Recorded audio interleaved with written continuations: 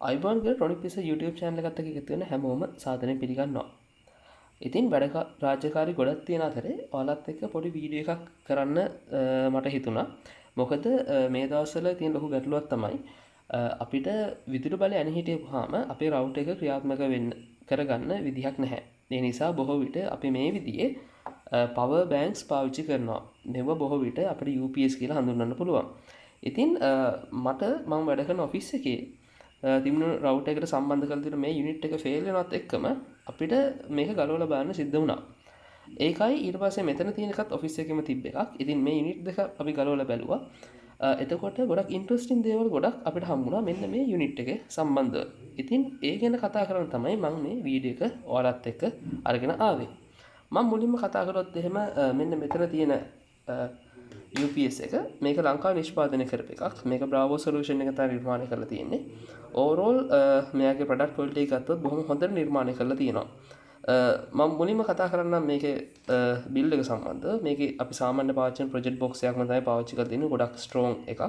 මම මේක 94 ගලව ගත්තා කොහොමදත් මම මේක ටියර් ඩවුන් එක කරන හින්දා. ඊට අමතරව ගත්තොත් මේ කේබල් එක ගත්තොත් මේ කේබල් එක ගොඩක් හොඳ ක්වොලිටි එකකින් තියෙන කේබල් එකක්. සහ මම ගොඩක්ම ආස කරපු දේ තමයි මෙයාලා මෙතන ස්ට්‍රෙස් රිලීෆ් එකක් දාලා තියෙනවා.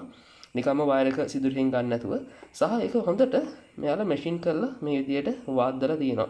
ඉතින් ඒකත් එක්ක ඕවරෝල් ගත්තොත් මම මේ ප්‍රොඩක්ට් එකට සෑහෙන්න කැමතියි. හොඳ බිල්ඩ් ක්වොලිටි එකක් තියෙනවා. මේකේ පෝට් එකක් තියෙනවා. මේ පෝට් එක තමයි අපි රවුටර් එකේ පවර් ඉන් එක දෙන්නේ. මෙතනින් අපි පවර් පැක් එකෙන් පවර් දුන්නාට පස්සේ අපිට පුළුවන් මෙතන පෝට් එකෙන් රවුටර් එකට පවර් කරලා තියන්න. එතකොට බලසැපීම විසන්දි වුණත් මේ පරිපථය හරහා අපිට රවුටර් එක දිගට ක්‍රියාත්මක කරවන්න පුළුවන්.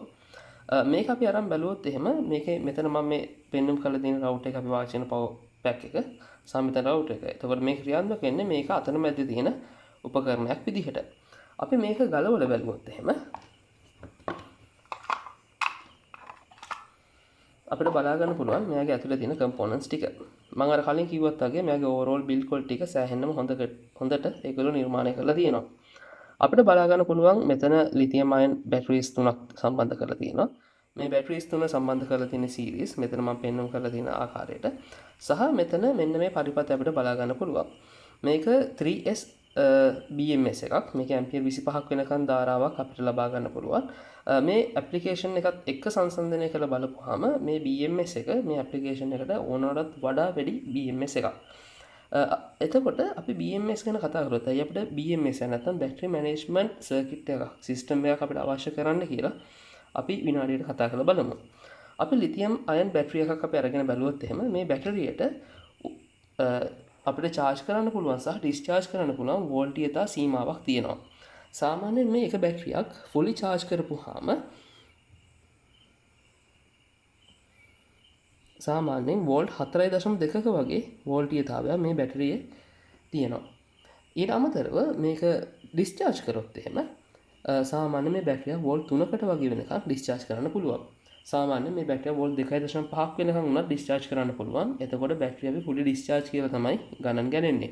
සාමාන්‍ය වෝල්ට් 4.2ත් වෝල්ට් 3ත් 3.1 වගේ අතර මේ බැටරියක් අපිට ඔපරේට් කරන්න පුළුවන් නම් අපිට මේ බැටරිය ලොකු කාලයක් භාවිත කරන්න පුළුවන්. ඉතින් බැටරි මැනේජ්මන්ට් සර්කිට් එකේ මූලිකම කරන කාර්යය තමයි මේ බැටරිය charge කරද්දී මේ බැටරි එක හරියට නියත ධාරාවක් යටතේ අදාළ වෝල්ටීයතාවය වෙනකන් charge කරන එක.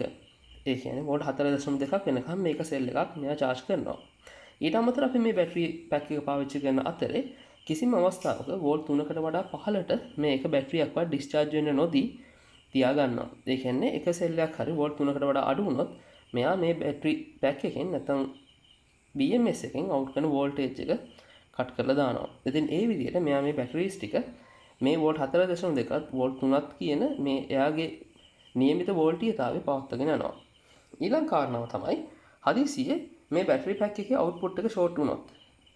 එහෙම වුණොත් මේ ලිතියම් බැටරිස් වලින් අධික ධාරාවක් ගමන් කරනවා වගේම ඒ ධාරාව හේතු කොටගෙන මේ බැටරිය අධික ලෙස රත් වෙන්න පටන් ගන්නවා.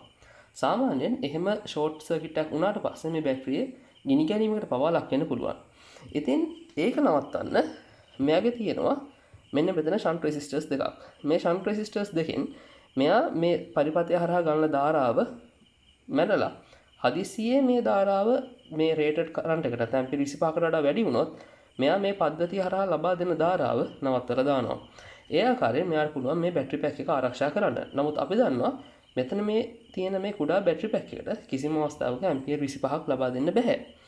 ඒ නිසා තමයි මම කියන්නේ මේ බැටරි මේ BMS එක ඕවරෝල් ගත්තාම මෙයාගේ ඇප්ලිකේෂන් එකට වඩා ඕවර් ඉන්ජිනියර් කරපු එකක්. සමහරක් විට මේක විතරක් වෙන්නේ නැති මේගොල්ලොන්ට මේ ප්‍රොඩක්ට් එක කරන්න ඒ කියන්නේ වෙළඳපොළ නිකුත් කරන්න තිබ්බ කාලේ වෙළඳපොළේ මිලදී ගන්න තිබුණු BMS සර්කිට් එක වෙන්නේ නැත්තේ. ඉතින් ওই වගේ කාරණාවක් නිසා තමයි අපි BMS එකක් භාවිත කරන්නේ. අනිත් එක තමයි මේ වගේ බැටරිස් අපි සීරීස් සම්බන්ධ කරාට පස්සේ මේ බැටරි කාලයක් යද්දී මේ වගේ කැපැසිටි එක වෙනස් වෙනවා. එතකොට අපි හිතමු අපි මේ බැටරිස් වලට අපි වෝල්ට් 4.2ක් නේ එක බැටරි එක වෝල්ටීයතාවේ. ඒ කියන්නේ මේ ටර්මිනල් ග්‍රවුන්ඩ් එක මෙතන වෝල්ට් 4.2ක් මෙතන 8.4 විදියට ගත්තොත් මෙතන 12.6ක් වෙනකන් වෝල්ටීයතාවයක් ගොඩනගන්න පුළුවන්. එතකොට වෝල්ට් 12.6ක් දුන්නොත් මේ කැපැසිටි අඩුම බැටරි ඉක්මනට charge වෙනවා. charge වුණත් අනිත් කැපැසිටි වැඩි බැටරි හිමින් charge වෙන්නේ. මොකද එකම ධාරාව බැටරි වල ලැබෙන්නේ. එතකොට කැපැසිටි අඩු බැටරිය ඉක්මනට charge වෙලා මෙයාගේ උපරිම වෝල්ටීයතාවය වෙන 4.2 ඉක්මවා යන්න පුළුවන්. එතකොට ඕවර් charge වෙනවා. එතකොට මෙයා කරන්නේ මේ බැටරි වල හැම ටර්මිනල් එකෙන්ම මේ විදිහට ඉන්පුට් එකක් අරගෙන මෙයා මෙෂර් කරනවා මේ එක බැටරියේ තියෙන වෝල්ටීයතාවය කීයක්ද කියලා. එහෙම මෙෂර් කරලා මේ වෝල්ටීයතාවයන් වෙනස් වෙනවා නම් ඒ වැඩිපුර charge වෙලා තියෙන බැටරිය charge කරන නවත්තලා එයා කරන්නේ මෙන්න මෙතන තියෙන රෙසිස්ටර් සරහා ඒ බැටරිය ඩිස්චාර්ජ් කරනවා. ඩිස්චාර්ජ් කරලා මේ බැටරි පැක් එකේ තියෙන සියලුම බැටරි එකම වෝල්ටීයතාවයකින් charge වෙන්න සමාන වෝල්ටීයතාවකින් එකම ආකාරයෙන් charge වෙන විදිහට මේක බැලන්ස් charge කරනවා. ඒක සාමාන්‍යයෙන් අපි ලිතියම් අයන් වල විතරක් නෙවෙයි අපි ඩ්‍රෝන් වල පාවිච්චි කරන ලිතියම් පොලිමර් බැටරි වලට අපි අනිවාර්යෙන් සිද්ධ කරන දෙයක්. සමහරක් බැලන්ස් charges තියෙනවා. ඒගොල්ලෝ කරන්නේ එක බැටරියක් ඕනකට වඩා වැඩියෙන් charge වෙලා තියෙනවා නම් ඒ බැටරිය bypass කරලා රෙසිස්ටර් එකක් හරහා ධාරාව ලබා දෙන අනිත් බැටරිස් දෙකට charge වෙලා මේ අදාළ වෝල්ටීයතාවයට ලං වෙන්න. එතකොට ඒ විදිහේ සොලියුෂන් එකකුත් මේකේ තියෙනවා. දැන් ඕවරෝල් ගත්තොත් එහෙම සාමාන්‍යයෙන් අද වෙළඳපොලේ මිල ගත්තාම මේ වගේ BMS සර්කිට් රුපියල් 1500 වගේ මුදලක් වෙනවා. මේක බැටරියක් සාමාන්‍ය රුපියල් 800ක වගේ මිලක් වෙනවා. එතකොට බැටරි 4ට රුපියල් 2400කුත් ඊට පස්සේ බැටරි BMS සර්කිට් රුපියල් 1500ක් වගේ ගියොත් එතන රුපියල් 3900ක් වගේ මුදලක් වැය වෙනවා. එතකොට මේ ප්‍රොඩක්ට් එකේ සම්පූර්ණ වෙළඳපොළ වටිනාකම රුපියල් 5000ක් වගේ වෙනවා. එතකොට ගත්තහම සාමාන්‍යයෙන් මේ උපකරණයේ වටිනාකම නැත්නම් මේ මුළු ප්‍රොඩක්ට් එකේ වටිනාකමින් 4න් එකක් වගේ ප්‍රමාණයක් මෙයාගේ වැය වෙලා තියෙන්නේ මේ BMS සර්කිට් එකට. එතකොට එතන ලොකු අවාසියක් තියෙනවා. ඊට අමතරව අපි අරන් බැලුවොත් එහෙම මෙයාලගේ කන්ස්ට්‍රක්ෂන් එක ගැන මට තව කියන්න දෙයක් අමතක වුණා. ඒ තමයි මේක අරන් බැලුවොත් එහෙම ඔයාලට පේනවා මෙයාලා මේ නිකම්ම මේ ලිතියම් අයන් බැටරියට සෝල්ඩර් කරන්න නැතුව බොහොම හොඳට ස්පොට් වෙල්ඩ් එකක් පාවිච්චි කරලා මේ බැටරිස් ටික ස්පොට් වෙල්ඩ් කරලා බොහොම පිළිවෙලකට මේ බැටරි පැක් එක නිර්මාණය කරලා තියෙනවා. සාමාන්‍යයෙන් අපි ලිතියම් අයන් බැටරිස් බෞද්ධ එකෙන් සෝල්ඩර් කරන්න යන්නේ නැහැ. ඒකට හේතුව බෞද්ධ එකේ අපි සෝල්ඩර් කරද්දී ලොකු තාපයක් අපි ලබා දෙනවා මේ බැටරි ටර්මිනල්ස් වලට. ඒක කාලයක් යද්දී ඒක ලොකු වෙලාවක් අපි ඇප්ලයි කරලා මේ බැටරියට හානි වෙන්න පුළුවන්. ඒ නිසා අපි සාමාන්‍යයෙන් ඩිරෙක්ට් සෝල්ඩර් කරන්නේ මේ වගේ ස්පොට් වෙල්ඩ් කරපු පටියකට තමයි අපි මේක සෝල්ඩර් කරන්නේ. ඊට පස්සේ අපි බලමු මේ මම ගලවපු අනිත් UPS එකේ කොහොමද කන්ස්ට්‍රක්ෂන් එක තියෙන්නේ කියලා. මේක අපි ඕපන් කළොත් මේක මේ විදිහට ඕපන් වෙනවා. එයා ඩෙඩිකේටඩ් වෙනම එයාලගේ මේ එන්ක්ලෝෂර් එකක් තියෙනවා. මේක අපිට බලා ගන්න පුළුවන්. මෙතන ස්විචින් මෝඩ් පවර් සප්ලයි එකක් තියෙනවා. මේ ස්විචින් මෝඩ් පවර් සප්ලයි එකෙන් බේසික් කරන්නේ අපි මෙතන ලබා දෙන වෝල්ට් 230 වෝල්ටීයතාවය වෝල්ට් 12.6කට කන්වර්ට් කරන එක. ඊට පස්සේ බැටරි ටර්මිනල් එක ඩිරෙක්ට් සම්බන්ධ වෙන්නේ මෙන්න මෙතනට. මේව සම්බන්ධ වුණාට පස්සේ මෙතන LED එකක් දිගටම දැල්ලා තියෙනවා. ඒක අවශ්‍ය නැති නිසා මම ඒක මෙහෙම ඩිස්කනෙක්ට් කරගත්තා. එතකොට මේකේ කන්ස්ට්‍රක්ෂන් එක අපි අනම් බැලුවොත් එහෙම මේක අනිත් කලින් එකට වඩා සෑහෙනම වෙනස් විදිහේ කන්ස්ට්‍රක්ෂන් එකක් තියෙන්නේ. ඒ කියන්නේ මේක බැලුවොත් අපිට මෙතන බලා ගන්න පුළුවන් 12.6 වෝල්ට් SMPS එකක්. මම කලින් පෙන්නපු LED එක. සහ බැටරි පැක් එක ඩිරෙක්ට් මෙයාගේ පොසිටිව් සහ නෙගටිව් අග්‍ර දෙකට නිකන් සම්බන්ධ කරලා තියෙන්නේ. සහ ඊට පස්සේ මෙතන අවුට්පුට් පෝට් එකක් තියෙනවා අපි රවුටර් එකට සම්බන්ධ කරගන්න. ඉතින් මේකේ බැලුමට බැටරි මැනේජ්මන්ට් සර්කිට් එක මොකුත් පේන්නේ නැති නිසා අපි බැටරි එකේ මේක නිල් පාට කවර් එකක් තිබුණා. අපි කරලා අයින් කරා. අයින් කරාට පස්සේ BMS මේකේ බැටරි පැක් එකේ මෙන්න මේ විදිහේ පොඩි සර්කිට් එකක් අපිට බලා ගන්න පුළුවන් කමක් ලැබුණා. මේක one cell BMS එක නැත්නම් බැටරි මැනේජ්මන්ට් සර්කිට් එකක්. ඉතින් මේ සම්බන්ධව මම තව ටිකක් ගැඹුරට හොයලා බැලුවා මේකෙන් කොහොමද මේ බැටරි පැක් එක බැලන්ස් වෙන්නේ කියන එක. මේ වීඩියෝ එක මම ඉක්මනටම ගේන්න හේතු වුණේ මේ වැඩ රාජකාරී මැද්දේ ඔයාලා BMS එකක් හොයාගන්න බැරි වෙලා තාමත් මේ රවුටර් එකට බැටරි පැක් එකක් හදාගන්න බැරි වුණා නම් මේක හොඳ සොලියුෂන් එකක් වෙයි. මේක අවාසි තියෙනවා. නමුත් මේක යම් තාක් දුරකට ඔබට හොඳ සොලියුෂන් එකක් වෙයි. මම මේක රිවර්ස් ඉන්ජිනියර් කරලා බලපුවාම මේක තිබුණේ මෙන්න විදිහේ කන්ස්ට්‍රක්ෂන් එකක්. මුලින් තියෙන බැටරිස් දෙක නැත්නම් මේ ධන අග්‍රයට සම්බන්ධ වෙලා තියෙන බැටරිස් දෙකෙන් එකක්වත් මෙයාගේ BMS සර්කිට් එකට සම්බන්ධ වෙන්නේ නැහැ. ඒ බැටරි දෙක සාමාන්‍ය විදිහටම එකිනෙකට සීරීස් මේ විදිහට සම්බන්ධ වෙලා තියෙනවා. ඊට පස්සේ අන්තිමට තියෙන බැටරිය තමයි මේ විදිහට BMS සර්කිට් එකට සම්බන්ධ වෙලා තියෙන්නේ. මේ BMS සර්කිට් එකේ අග්‍ර තුනක් තියෙනවා. එකක් තමයි B+ කියන නැත්නම් බැටරිය ධනාග්‍රයට සම්බන්ධ වෙන එක. ඊට පස්සේ බැටරි ඍණාග්‍රයට සම්බන්ධ වෙන තව ටර්මිනල් එකක් තියෙනවා මෙන්න මෙතන මේ තියෙන ටර්මිනල් එක. සහ P- නැත්නම් power minus කියන පින් එක තියෙනවා මෙන්න මේ විදිහට. මේක තමයි අපිට බැටරියෙන් අවුට් කරලා තියෙන්නේ. එතකොට අනිත් එක පොසිටිව් පින් එක මේ විදිහට ඩිරෙක්ට් මෙතන සෝල්ඩර් කරලා තියෙනවා බැටරි පැක් එක. එතකොට මේකේ බැටරි පින්ස් තුන මේ විදිහට තමයි සම්බන්ධ වෙලා තියෙන්නේ. B+ එක අන්තිම බැටරියේ ප්ලස් එකට, B- එක අන්තිම බැටරියේ නෙගටිව් එකට සහ P- නැත්නම් මේ අවුට්පුට් නෙගටිව් එක මෙයාගේ බැටරි පැක් එකේ ඍණාග්‍රයට විදිහට තමයි සම්බන්ධ වෙලා තියෙන්නේ. ඉන්ටරෙස්ටින්ග්ලි මේ සර්කිට් එකේ ඩයග්‍රෑම් එක අපිට ඉන්ටර්නෙට් එකෙන් බලා ගන්න පුළුවන්. මම ඒකත් මේ විදිහට කොලයක ඇඳගත්තා. මේ සර්කිට් එක බේස් වෙලා තියෙන්නේ DW01 ඉරක් P කියන පොඩි චිප් එක. මෙන්න මෙතන මේ තියෙන පොඩි චිප් එක බේස් කරන් තමයි මේ සර්කිට් එක නිර්මාණය වෙලා තියෙන්නේ. මේ චිප් එක අද වෙද්දී අපි පාවිච්චි කරන මොබයිල් ෆෝන්ස් වල සහ සෙල්ලම් ගොඩක් උපකරණ වල අපිට මේ සර්කිට් එක නැත්නම් මේ චිප් එක බලා ගන්න පුළුවන් BMS විදිහට. මේ අනිත් IC දෙකක් වගේ මෙතන තියෙන්නේ. මෙන්න මෙතන මම පෙන්නලා තියෙන මේ MOSFET දෙක. එතකොට අපි බලමු මේ සර්කිට් එක කොහොමද ක්‍රියාත්මක වෙන්නේ කියලා. දැන් මේ සර්කිට් එකට මේ විදිහට බැටරිය සම්බන්ධ කරලා තියෙනවා. ඊට පස්සේ 100 ohm රෙසිස්ටර් එක කරහා අපි මේ IC එකට පවර් කරලා තියෙනවා. සහ 0.1 මයික්‍රෝෆැරඩ් විතර කැපැසිටි එකක් මේ බැටරියේ පොසිටිව් එකයි නෙගටිව් නැත්නම් මේ සප්ලයි එකේ පොසිටිව් එකයි නෙගටිව් අතර සම්බන්ධ කරලා තියෙනවා. දැන් අපි හිතමු මේ බැටරියට අපි පිටතින් වෝල්ටේජයක් ලබා දෙනවා බැටරිය charge කරන්න. වෝල්ට් 4.2ක් විතර. එතකොට මේ IC එක මේ බැටරිය දෙකලවර වෝල්ටේජතාවය හැම වෙලේම මෙෂර් කර කර ඉන්නවා. එතකොට මෙයා කරන්නේ මේ charge කියන MOSFET එක මෙයා on කරනවා. එතකොට ධාරාව මෙතනින් ඇවිල්ලා බැටරිය හරහා ගිහිල්ලා මේ discharge කියන MOSFET එක මේලා on වෙලාදී off වෙලා තියෙන්නේ. එතකොට මේක හරහා මෙයාගේ තියෙන body diode එක හරහා ගිහිල්ලා මෙයා charge MOSFET එක on කරලා තියෙන්නේ. මේ MOSFET එක හරහා දැන් ධාරාව ගමන් කරනවා. එතන මේ බැටරිය යම්කිසි අවස්ථාවක උපරිම වෝල්ටේජතාවය ළඟා වුණාම නැත්නම් වෝල්ට් 4.0 ළඟ වුණාට පස්සේ මෙයා කරන්නේ මේ charge කියන MOSFET එක off කරලා දානවා. එතකොට තවදුරටත් මේ බැටරිය හරහා කිසිම ධාරාවක් ගලන්නේ නැහැ. අපි මෙතන ඇමීටරයක් සම්බන්ධ කරලා ඉපොත් අපිට බලා ගන්න පුළුවන් මේ ඇමීටර් පාට අංකය බිඳුවක් වෙනවා. ඊට පස්සේ මේක fully charge වුණාට පස්සේ අපි මේක disconnect කරපුවාම මේ IC එක automatically මෙයා discharge කියන MOSFET එක on කරලා තියෙනවා. එතකොට අපි මෙතන load එකක් සම්බන්ධ කළොත් එතකොට මේ බැටරිය හරහා ධාරාව ගිහිලා load එක හරහා ගිහිලා නැවත out minus එක දිගේ ඇවිල්ලා charge MOSFET එකේ තියෙන body diode එක දිගේ ඇවිල්ලා ඊට පස්සේ මේ discharge කියන MOSFET එක on වෙලා තියෙන ඒක හරහා යනවා. යම්කිසි අවස්ථාවක මේ බැටරිය එයාගේ මිනිමම් වෝල්ටේජ් නැත්නම් වෝල්ට් 3කට විතර ආවට පස්සේ මෙයා කරන ඩිස්චාර්ජ් කියන MOSFET එකත් ඔෆ් කරලා දානවා. එතකොට කිසිම අවස්ථාවක මේ පරිපතෙන් එළියට නැවත ධාරාවක් ගමන් කරන්නේ නැහැ. ඊට පස්සේ මෙයා charge MOSFET එක ඔන් කරලා බලන් ඉන්නවා එකම එක charge කරනකම්. ඉතින් ওই විදිහට තමයි මෙයා ක්‍රියාත්මක වෙන්නේ. ඉතින් මෙතනදී සිද්ධ වෙන්නේ ඒ දෙයම තමයි. මෙතනදී මෙයා මුළු බැටරි පැක් එකම මොනිටර් කරන්නේ මේ බැටරිය විතරයි. අපි වෝල්ට් 12.6ක වෝල්ටේජතාවයක් මේ බැටරි තුනට ඇප්ලයි කළොත් අපි හිතමු මේ බැටරි තුනම මේ වගේ ඩෙන්ටිකල් සමානයි. මේ බැටරි තුනම මේ වෝල්ට් 12.6 වෝල්ටේජතාවයට charge වෙනවා.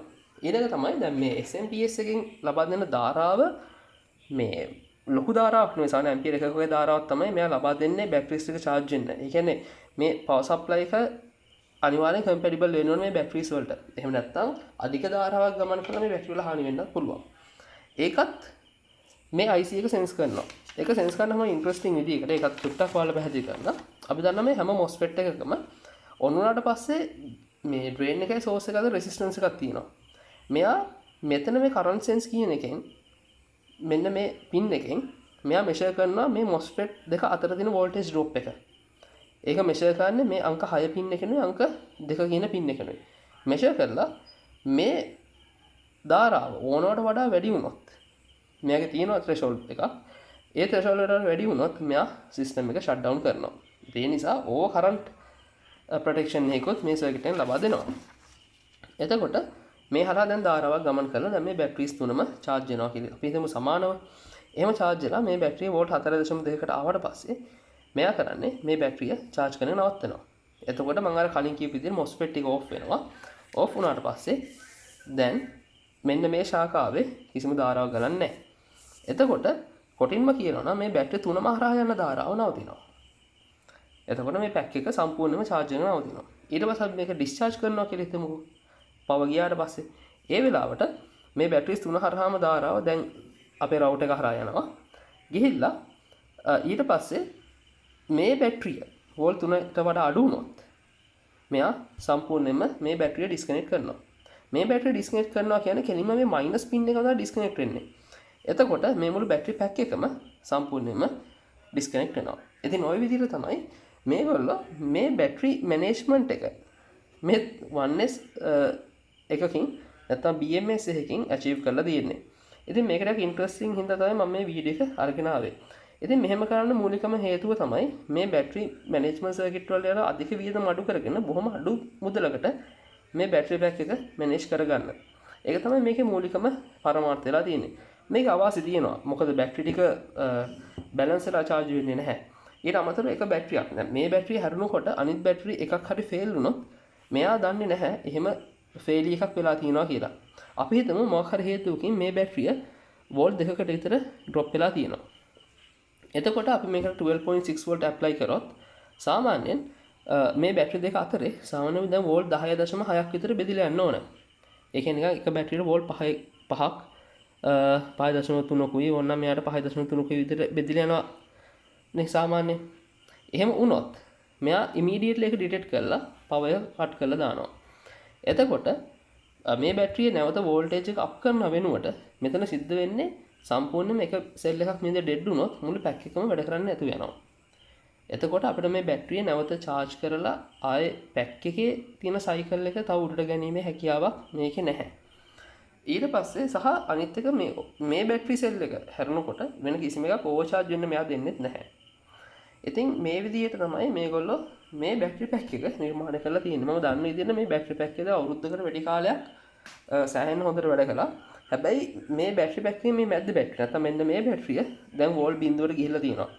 ඉතින් ඒ නිසා අපි එළියෙන් කොච්චර පවර් කළත් මෙයා charge කරන්නේ නැහැ. මොකද හේතුව මේ බැටරි පැක් එකේ වෝල්ටීයතාවය ඒ කියන්නේ මෙයාට මේ අන්තිම බැටරියේ ටිකක් වැඩි වෝල්ටේජ් එකක් දැනෙනවා 4.2කට වඩා. ඉතින් ඒ නිසා මෙයා එතනින් උඩට charge කරන්න දෙන්නේ නැහැ බැටරි පැක් එක මේ සෙල් එක රිප්ලේස් කරනකම්. ඉතින් අපි මේකට අලුත් සෙල් ගෙනල්ලා මේක හෙට රිප්ලේස් කරනවා. ඉතින් ඒ නිසා තමයි මම ටක් ගාලා ඔයාලට මේ වීඩියෝ එක අරගෙන ආවේ. ඉතින් මේ සොලියුෂන් එක ගැන කියනවා නම් මේක not great not terrible කියන්න පුළුවන්. ඒ කියන්නේ 100%ක්. ඒ කියන්නේ මම අර ඔයාලට කලින් පෙන්නපු 3S BMS එක තරම් හොඳට වැඩ කරන්නේ නැති වුණත් ෆන්ක්ෂනැලිටි එක අඩු වුණත් අපේ මේ වැඩේ සර්ව් කරගන්න නැත්නම් මේ අපිට පාවිච්චි කරගන්න නැති වෙන තරමේ බැටරි පැක් එකක් මේ විදියට නිර්මාණය කරගන්න පුළුවන්. සහ සාමාන්‍ය ගත්ත මේ 1S BMS එකක් අද වෙද්දී රුපියල් 150 200ක් වගේ මුදලකට අපිට මිල තිය ගන්න පුළුවන්. එතකොට මේ වගේ සොලියුෂන් එකක් අපිට පාවිච්චි කරන්න පුළුවන් නම් මේ වගේ ප්‍රොඩක්ට් එකකට සාමාන්‍ය රුපියල් 1000ක විතර මුදලක් මේ සම්පූර්ණ ප්‍රොඩක්ට් කොස්ට් එකෙන් අපිට අඩු කරගැනීමේ හැකියාවක් තියෙනවා. ඉතින් ඒක තමයි චීන් මේ වෙලාවේ කරලා තියෙන්නේ. මම දන්නේ කවුද මේ ඩිසයින් එක කළේ කියලා. හැබැයි හරි ලස්සන ඩිසයින් එකක්. මම ඒකයි ක්වික්ලි ඔයාලට වීඩියෝ කරන් ආවේ මෙයාලා මේ ඩිසයින් එක සම්බන්ධව. ඉතින් මම හිතනවා ඔයාලා මේ වීඩියෝ එකෙන් අලුත් දෙයක් ඉගෙන ගන්න ඇති කියලා. ඉතින් එහෙනම් ගිහින් එන්නම්. හැමෝටම ජය වේවා.